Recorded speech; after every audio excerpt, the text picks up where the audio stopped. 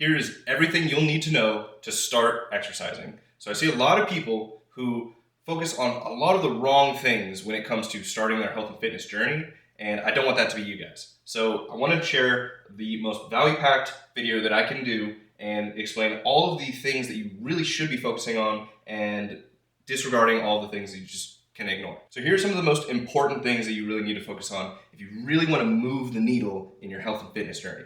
So take a look at health and fitness, okay? We can think of it like a big table. So you have one leg here, one leg here, and another there.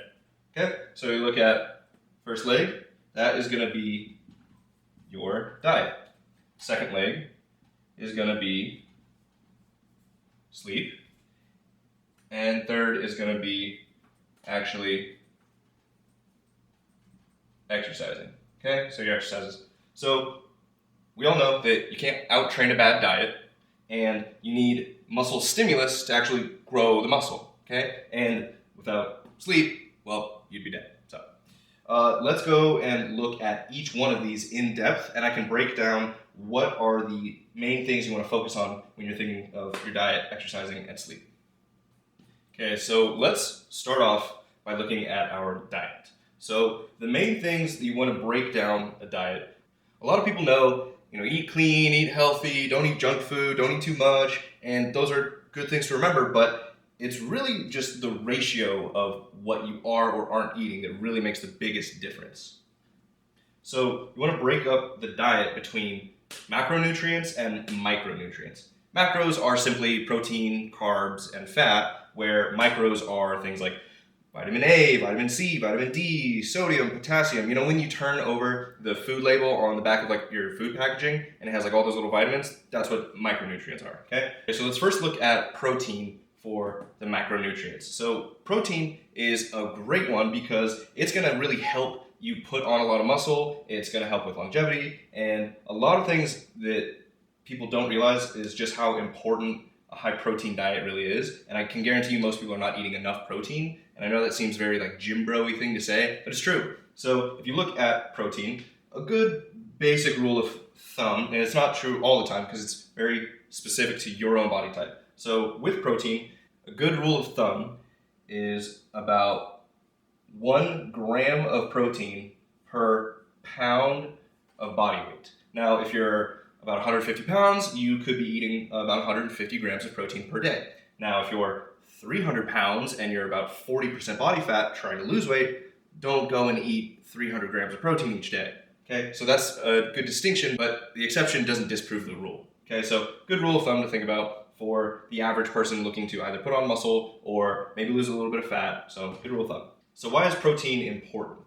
Well, protein is made up of amino acids. And amino acids are the building blocks of growing your muscles. And when you exercise and you stimulate that muscle, you then need to add in amino acids to your diet, hence protein, to then build that muscle back up stronger for the next time. And we know that protein is 4 calories per gram. Okay, so that's going to come in handy when you're thinking of the ratio of your own macronutrients. Next, we're going to look at carbs. So, biggest thing you need to focus on with carbs are the difference between a simple carb versus a complex carb. Okay, so a complex carb would be something like sweet potatoes or oats or something that isn't immediately turned into sugar. So a simple carb would be something like white bread or rice or something like that. So knowing the difference between the two is going to help you kind of distinguish what good food versus bad food really is. And again, with carbs, they are 4 calories per gram.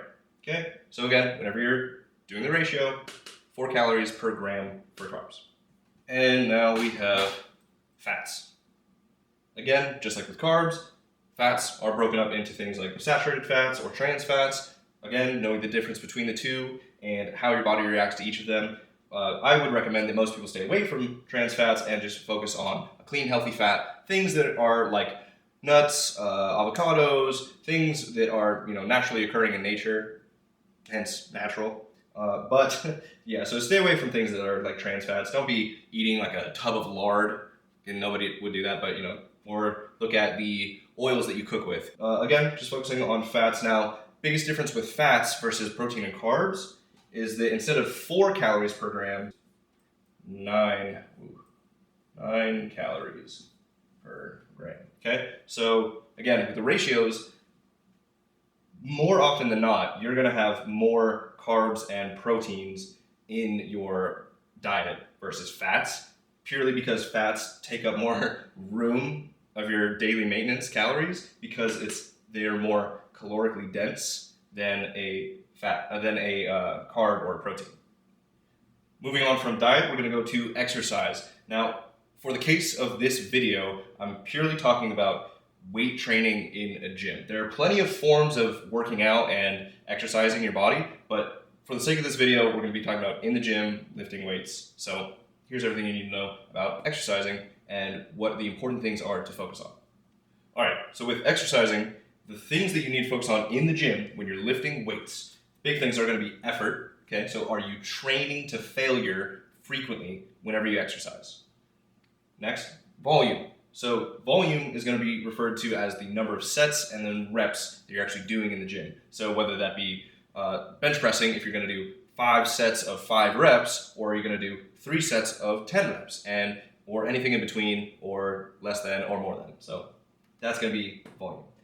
Next, we're going to look at intensity. Intensity refers to the load that you actually lift, and that can actually be calculated of all sets times reps times load, meaning the actual intensity of an exercise and how that equates to what you're actually lifting. And a big one, in my opinion, is going to be exercise selection. So exercise selection could mean the difference between, are you going to do a flat barbell bench press, or are you doing an incline dumbbell press, or the difference between doing a dumbbell bicep curl versus a cable curl, and all the different varieties and all the different selections that you have when you walk into a gym. And then also frequency plays an important role as far as exercising goes. So how many days a week are you going? How many times per week are you hitting a certain muscle group? All of these things are the main components of what make up exercising in the gym. So my advice would be to figure out what program or exercise routine that you want to stick to and get a good one.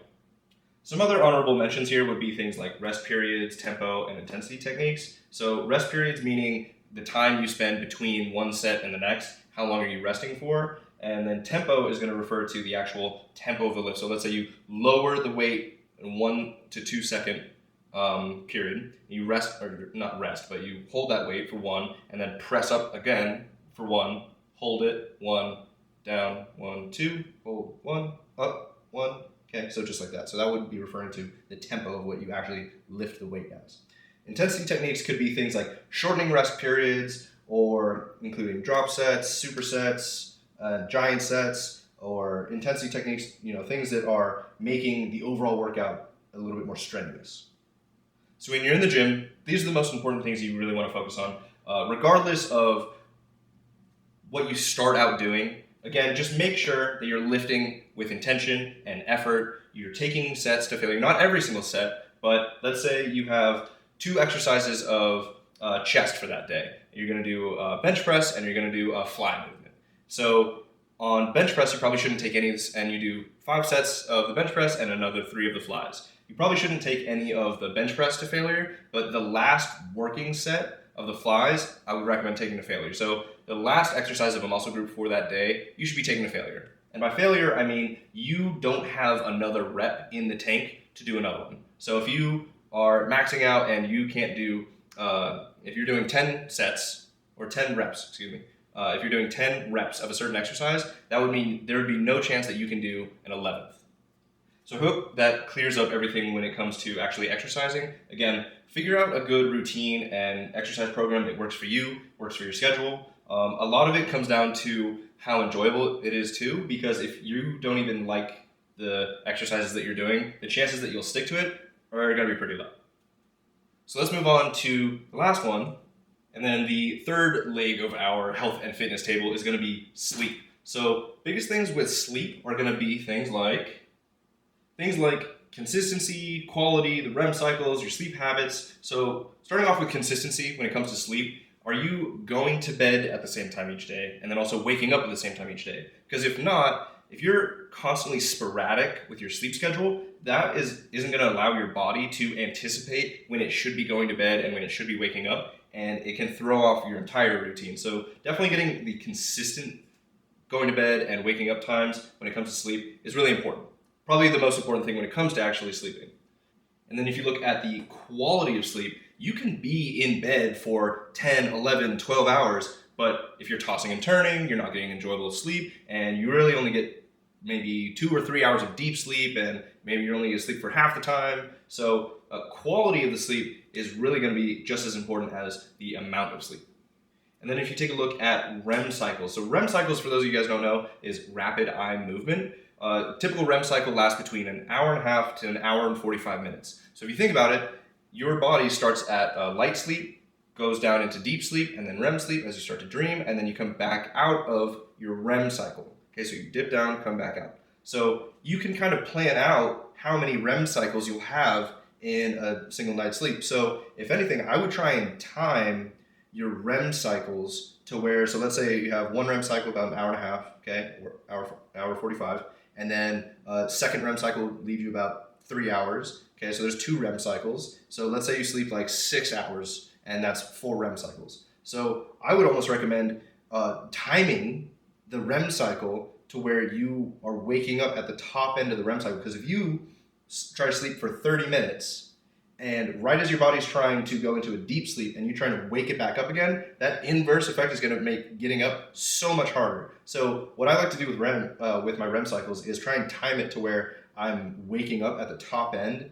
of a REM cycle. And the way you do that is just like you plan out how many hours of sleep you're going to get, knowing you can get a certain number of REM cycles in, and try and plan it out where you're closest to the top end of a REM cycle, whether you're getting 4 REM cycles or 5 REM cycles or 6 REM cycles, depending on however long you sleep. Because to be honest, there are plenty of times where I will exercise vigorously throughout that day, and I don't need 6 or 7 hours of sleep. I need like 9 or 10 hours of sleep, like in bed, actually asleep, quality sleep too. So something to think about. Again, you can look at your sleep habits. So these are super important as far as not just like when you're going to bed and the quality of your sleep, but what are you actually doing in your environment to conduce positive sleeping habits. So you look at before you go to bed, right? Are you turning your lights down low? No phone, especially, or if you do, put the blue light filter on so you're not, you don't have bright lights right before you go to bed, because that's gonna make it harder to actually fall asleep. As I'm saying this, I have a bright light in front of my face, and it's super late at night, so what do I know? And then also you look at how cool your room is too. You shouldn't be sleeping in a room that's 85 degrees. Also, again, I'm sweating as I'm making this video, so don't listen to me when it comes to this. Anyway, let's move on to the next thing. So we looked at diet, we looked at exercise, we looked at sleep. Those are the basic 3 legs of the table of health and fitness. But I have a bonus one here for you guys. So if you've stuck around this long, I have a bonus section that I want to cover. So this is going to be recovery, which is going to differ from sleep, because sleep's going to be obviously, when you're not awake, but there are some things that you can do to aid your recovery in order for you to perform better whenever you actually are exercising.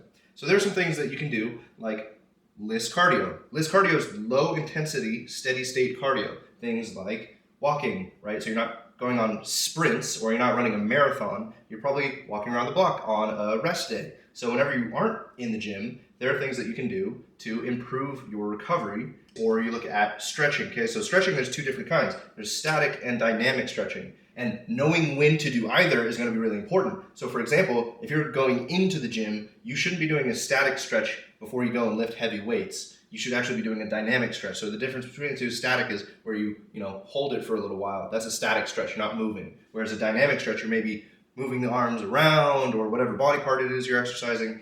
That's going to be pushing blood into the muscle, and it's not going to pre-exhaust the muscle that you're about to go work.